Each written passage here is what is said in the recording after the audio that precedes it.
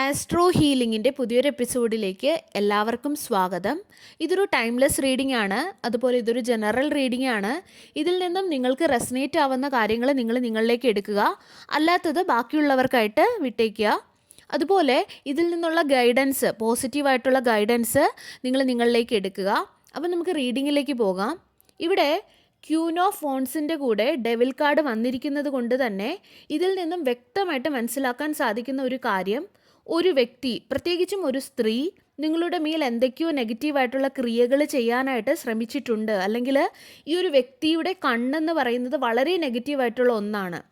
അവരുടെ ഈവിലായി നിങ്ങളുടെ മേൽ ഏറ്റിട്ടുണ്ട് എന്നാണ്, അല്ലെങ്കിൽ ഏറ്റിട്ടുണ്ടാവാം എന്നാണ്.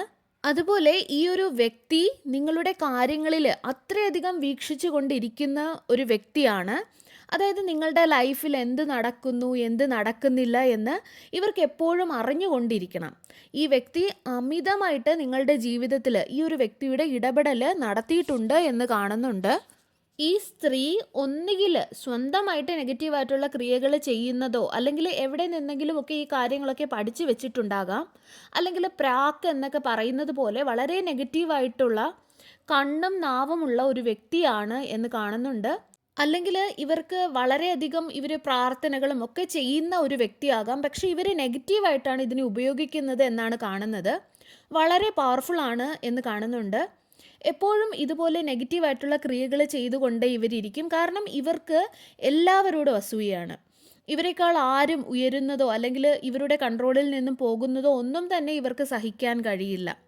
അതുപോലെ ഇവർക്ക് മുകളിൽ ആരെങ്കിലും ആകുന്നത് ഇവർക്ക് സങ്കല്പിക്കാൻ പോലും ഇഷ്ടമില്ലാത്ത ഒരു വ്യക്തിയാണ് എന്നാണ് കാണുന്നത്. അല്ലെങ്കിൽ ആർക്കും നല്ലത് വരുന്നത് കാണാൻ ഈ ഒരു വ്യക്തിക്ക് പറ്റില്ല.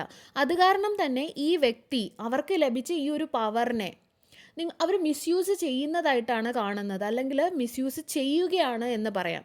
കൂടുതൽ പൈസ ഉണ്ടാക്കണം, മറ്റുള്ളവരിൽ നിന്ന് പോലും വേണം എന്നുള്ള മോഹമാണ് ഇവർക്കുള്ളത്. ഇവർക്ക് അത്രയധികം ആർത്തിയാണ് പൈസയോട്, പവറിനോടൊക്കെയും.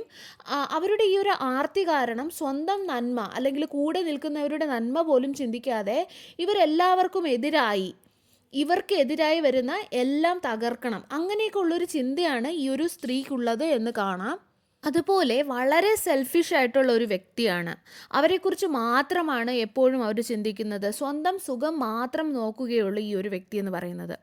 കൂടെയുള്ളവർക്ക് എന്ത് പറ്റിയാലും എനിക്ക് സാരമില്ല, എൻ്റെ കാര്യങ്ങളൊക്കെ നടന്നാൽ മതി എന്നുള്ള ചിന്തയാണ് ഈ ഒരു വ്യക്തിക്കുള്ളത്. ഇവരുടെ ഉള്ളിൽ ആരോടും യാതൊരുവിധ ഇമോഷൻസും ഇല്ല. ആരോടും യാതൊരുവിധ സ്നേഹമോ കെയറോ അങ്ങനെയുള്ള ഒരു ഇമോഷൻസും ഇവർക്ക് ആരോടുമില്ല.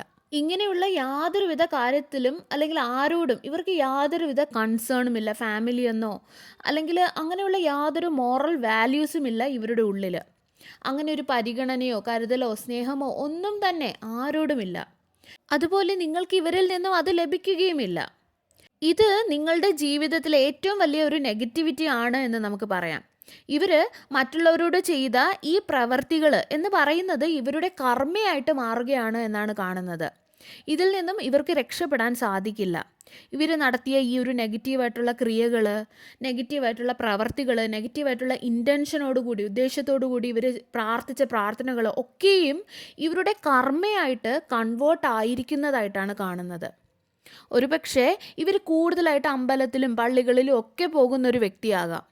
ഇവർക്ക് എന്തോ ഒരു പവറുണ്ട്. പക്ഷേ ഇവർ ആ ഒരു അനുഗ്രഹത്തെ, പോസിറ്റീവായിട്ടുള്ള അവർക്ക് ലഭിച്ച ആ ഒരു ബ്ലെസ്സിങ്ങിനെ ഇവർ നെഗറ്റീവായിട്ടുള്ള രീതിയിൽ അല്ലെങ്കിൽ നെഗറ്റീവായിട്ടുള്ള ഉദ്ദേശങ്ങൾക്കായിട്ട് ഉപയോഗിക്കുകയാണ്. അതായത് ഇവർ പ്രാർത്ഥിക്കുക ആണെങ്കിലും വളരെ നെഗറ്റീവായിട്ടുള്ള ഉദ്ദേശത്തോടെയാണ് ഇവർ പ്രാർത്ഥിക്കുന്നത് എന്നാണ് ഇവിടെ കാണുന്നത്. അതുപോലെ ഇവരുടെ ചിന്തകൾ നെഗറ്റീവാണ്. ഇവർക്ക് പോസിറ്റീവായിട്ടുള്ള ഒരു ബ്ലെസ്സിങ് ആണ് കിട്ടിയത്, അല്ലെങ്കിൽ ഇവർ പഠിച്ചത് നല്ല കാര്യങ്ങൾ ചെയ്യാനും അല്ലെങ്കിൽ നല്ലത് പ്രവർത്തിക്കണം എന്നൊക്കെയാണ് ഇവർ പഠിച്ചത്.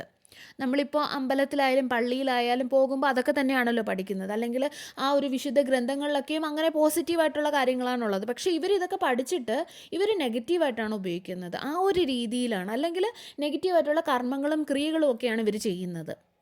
പക്ഷേ ഇവരുടെ ഈ ഒരു സെൽഫിഷ് നീഡ്സ് അല്ലെങ്കിൽ ഇവരുടെ ഈ ഒരു അസൂയ കാരണം ഇവർ ചെയ്തു കൂട്ടുന്ന ഈ ഒരു തെറ്റുകൾ, ഇവരുടെ പ്രവർത്തികൾ എല്ലാം തന്നെ റെക്കോർഡ് ചെയ്യപ്പെടുന്നുണ്ട് എന്നുള്ളത് ഇവർ അറിയുന്നില്ല. അല്ലെങ്കിൽ അറിഞ്ഞിട്ടും അങ്ങനെയൊന്നും ഇല്ല എന്ന് ഇവർ നടിക്കുന്നതായിട്ടാണ് കാണുന്നത്. അതുപോലെ ഇവർ എത്രയൊക്കെ ക്ഷമാപണം നടത്തി മുന്നോട്ട് പോയാലും ഇവർക്ക് ഇവരുടെ പ്രവർത്തികൾക്ക് ക്ഷമ ഇല്ല എന്നാണ് കാണുന്നത്. കാരണം നെഗറ്റീവോട് നെഗറ്റീവാണ് ഇവരുടെ ജീവിതത്തിലുടനീളവും ഇവർ ചെയ്യുന്നത്. ചിലപ്പോൾ പുറത്ത് നല്ലതാണ് എന്ന് കുറച്ച് പേർക്കെങ്കിലും ഇവരെക്കുറിച്ച് തോന്നുന്നുണ്ടാകാം, അല്ലെങ്കിൽ ഒരുപാട് പേര് ഇവരെക്കുറിച്ച് നല്ലതൊക്കെയാണെന്ന് കരുതുന്നുണ്ടാകാം. എന്നാൽ അത് ഇവരുടെ മാനിപ്പുലേഷൻ ടാക്ടിക്കാണ്. അതുകൊണ്ട് തന്നെ ഇവരുടെ നെഗറ്റീവ് പ്രവർത്തികൾ ഈ രീതിയിൽ കൂടിക്കൊണ്ടേയിരിക്കുകയാണ് എന്ന് കാണുന്നുണ്ട്. അതിനൊക്കെയും ഇവർക്ക് ഒരിക്കൽ മറുപടി പറയേണ്ടതായിട്ട് തന്നെ വരും. അതുപോലെ നിങ്ങളുടെ ഫിനാൻസ്, നിങ്ങളുടെ സാമ്പത്തികമൊക്കെ നശിപ്പിക്കാനായിട്ട് ഇവർ ശ്രമിച്ചിട്ടുണ്ടാകാം. അതിന് ഒരുപാട് ഡ്രാമാസ് ഇവർ ക്രിയേറ്റ് ചെയ്തിട്ടുണ്ടാകാം. പക്ഷേ ഇതെല്ലാം അവരിലേക്ക് തന്നെ തിരിച്ചടിക്കാൻ പോവുകയാണ് എന്ന് കാണുന്നുണ്ട്. നിങ്ങളെ ഒന്നുമില്ലാത്തവരാക്കണം, നിങ്ങളെ ഫൈനാൻഷ്യലി തകർക്കണം, നിങ്ങളെ ഒന്നുമില്ലാതെ ആ ഒരു അവസ്ഥയിലേക്ക് കൊണ്ടെത്തിക്കണം. നിങ്ങളുടെ ജീവിതത്തിൽ നിങ്ങൾ ഒരിക്കലും ഉയർന്നു വരാൻ പാടില്ല. ആ ഒരു രീതിയിലുള്ള ഒരവസരവും, നിങ്ങൾ ഉയരാനുള്ള ഒരവസരവും ഇല്ലാതെയാക്കണം നിങ്ങളുടെ ജീവിതത്തിൽ. നിങ്ങളുടെ ജീവിതം മുഴുവൻ വെല്ലുവിളികളിൽ കൂടി നിങ്ങൾ കടന്നു പോട്ടെ. അങ്ങനെയൊക്കെ ഉള്ള രീതിയിലാണ് നിങ്ങളെ ഫൈനാൻഷ്യലി എല്ലാ രീതിയിലും തകർക്കാം എന്നൊക്കെയാണ് ഇവർ ചിന്തിച്ചത്, അല്ലെങ്കിൽ അങ്ങനെ വിചാരിച്ചിരുന്നതായിട്ട് കാണാം. എന്നാൽ അവർ ഈ ഒരു രീതിയിലൊക്കെ ചിന്തിച്ചുകൊണ്ട്, അല്ലെങ്കിൽ ഇവരുടെ മനസ്സുകൊണ്ട്, ഇങ്ങനെയുള്ള മനസ്സുകൊണ്ട് ഇവർ ചെയ്ത പ്രവർത്തികൾ ആരാണ് കണ്ടുകൊണ്ടിരുന്നത്? ഇവർ ഇങ്ങനെയൊക്കെ ചെയ്യുമ്പോൾ യഥാർത്ഥത്തിൽ യൂണിവേഴ്സിൻ്റെ കൃപ നിങ്ങളിലേക്ക് നിറയുകയായിരുന്നു. നിങ്ങളെ അന്യായമായിട്ട് പീഡിപ്പിച്ചപ്പോൾ, നിങ്ങൾക്ക് ശബ്ദം ഉയർത്താൻ പോലും കഴിയാതെ നിങ്ങൾ നിസ്സഹായതയോടെ നിന്നപ്പോൾ യഥാർത്ഥത്തിൽ യൂണിവേഴ്സിൻ്റെ കൃപ, അല്ലെങ്കിൽ യൂണിവേഴ്സിൻ്റെ ആ ഒരു ബ്ലെസ്സിങ്സ് നിങ്ങളിൽ നിറയുകയായിരുന്നു.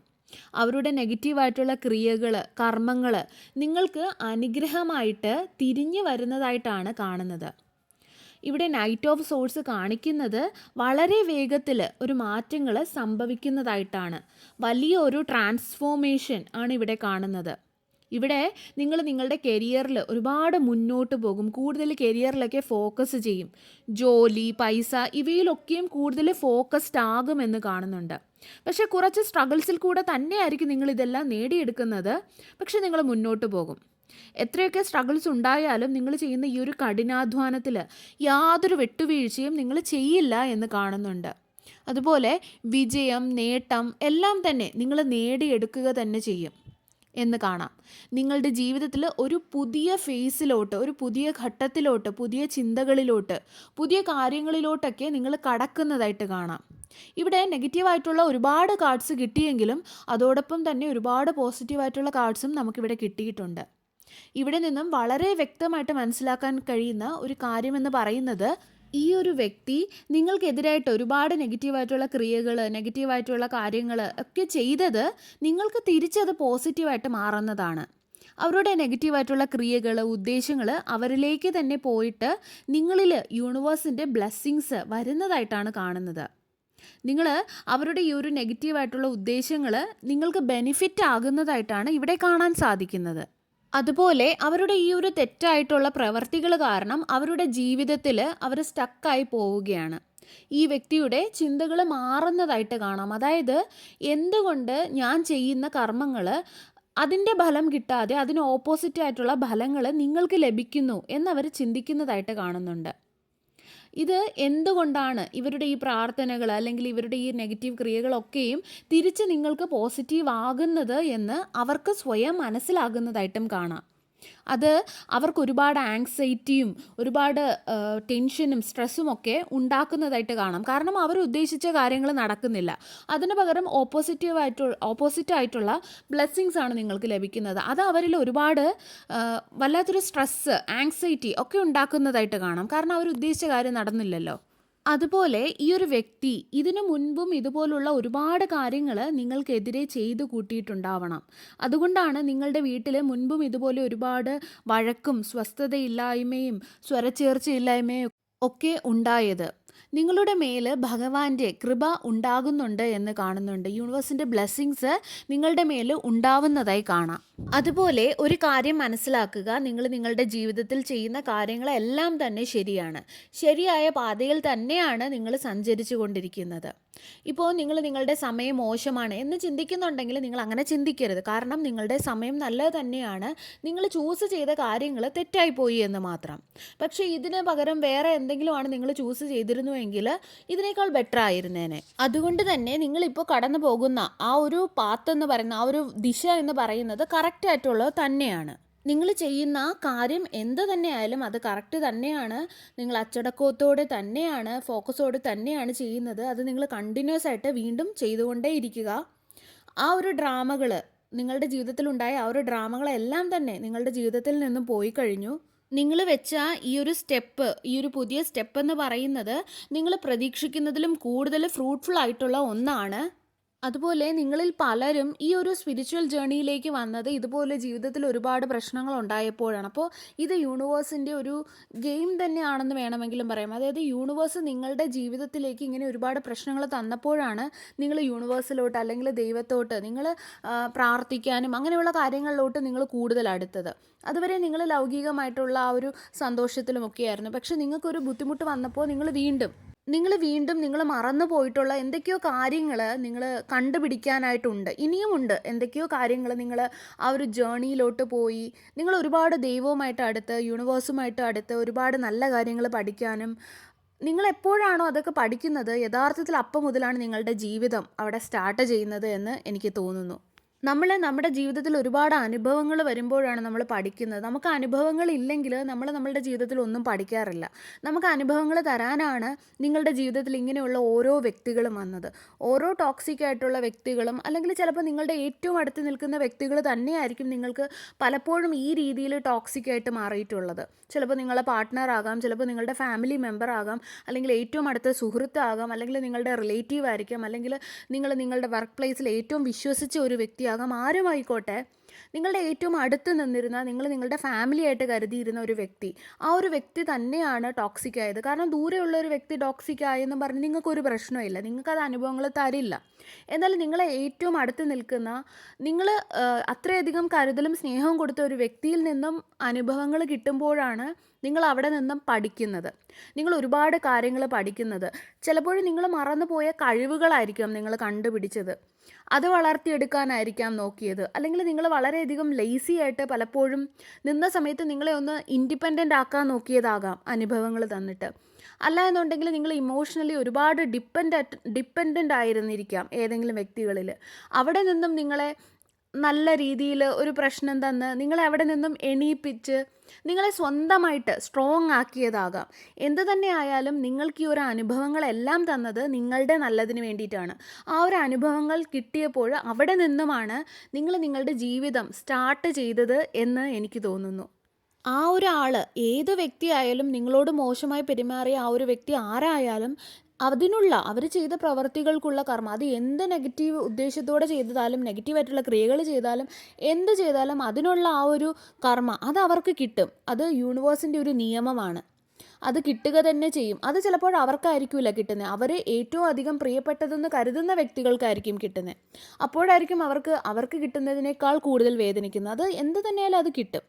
പക്ഷെ നിങ്ങളത് ഓർത്ത് അത് എന്ന് കിട്ടും, ഇന്ന് കിട്ടുമോ, നാളെ കിട്ടുമോ, അവർ ഹാപ്പിയാണ്, നമുക്കറിയില്ല. നമ്മൾ പുറമേ നോക്കുമ്പോൾ അവർ ഹാപ്പിയാണ്, പക്ഷെ അവരുടെ ലൈഫിൽ അല്ല അവരുടെ ഉള്ളിൽ അവരനുഭവിക്കുന്നത് എന്താണെന്ന് നമുക്കറിയില്ല.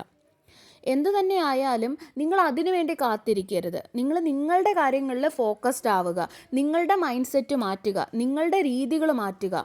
നിങ്ങളുടെ ജീവിതത്തിൽ ഇനി ഉയരാൻ നോക്കുക. അവരെ ബാക്കാണ്, അവരിനി നിങ്ങളുടെ ഫ്യൂച്ചറിലില്ല, അവർ നിങ്ങളുടെ പാസ്റ്റാണ്. ഇനി നിങ്ങളുടെ ഫ്യൂച്ചറാണ് നിങ്ങൾ നോക്കേണ്ടത്. നിങ്ങളുടെ പ്രസൻറ്റും നിങ്ങളുടെ ഫ്യൂച്ചറുമാണ് നോക്കേണ്ടത്. ഒരു കണക്കിന് നമ്മൾ നോക്കുകയാണെങ്കിൽ നമ്മൾ ഈ വ്യക്തികളോടെല്ലാം, നമ്മുടെ പാസ്റ്റിൽ നമ്മളെ വേദനിപ്പിച്ച ഓരോ വ്യക്തികളോടും നമ്മൾ ഗ്രാറ്റിറ്റ്യൂഡ് കാണിക്കുക, നന്ദിയുള്ളവരാകേണ്ടതാണ്. കാരണം നമ്മൾ ഇത്രയധികം സ്നേഹവും ദയയും കരുണയും കെയറും എല്ലാം അവർക്ക് കൊടുത്തു. പക്ഷെ അവരുടെ ഇൻസെക്യൂരിറ്റി, അല്ലെങ്കിൽ അവരുടെ ഉള്ളിലുള്ള ആ ഒരു ഇൻസെക്യൂറായിട്ടുള്ള ആ ഒരു സ്വഭാവം, അത് അവർ നിങ്ങളോട് കാണിച്ചു. പക്ഷേ അതുവഴി നിങ്ങൾക്ക് ഒരുപാട് കാര്യങ്ങൾ പഠിക്കാൻ കഴിഞ്ഞു. നിങ്ങൾക്ക് അല്ലായിരുന്നെങ്കിൽ നിങ്ങൾ ഇന്ന് പഴയ ആ അവസ്ഥയിൽ തന്നെ നിന്നേനെ. 2015 2014 അതിനു മുന്നേ ഉണ്ടായിരുന്ന നിങ്ങളല്ല ഇന്ന് 2026 ആയപ്പോഴുള്ളത്, അല്ലേ? ആ ഒരു പഴയ നിങ്ങളോട് നിങ്ങൾ ക്ഷമിക്കുക. കാരണം ആ ഒരു സമയത്ത് നിങ്ങൾക്കുള്ള അറിവ് വളരെ ചെറുതായിരുന്നു. പക്ഷെ ഇന്ന് ഒരുപാട് അറിവ് വന്നു. അന്ന് നിങ്ങൾക്കറിയാത്ത പല കാര്യങ്ങളും ഇന്ന് നിങ്ങൾക്ക് മനസ്സിലായി. അന്ന് നിങ്ങൾ സത്യമാണെന്ന് വിശ്വസിച്ചിരുന്ന പല കാര്യങ്ങളും ഇന്നായപ്പോൾ നിങ്ങൾക്ക് മനസ്സിലായി അതൊക്കെ കള്ളമായിരുന്നു എന്ന്.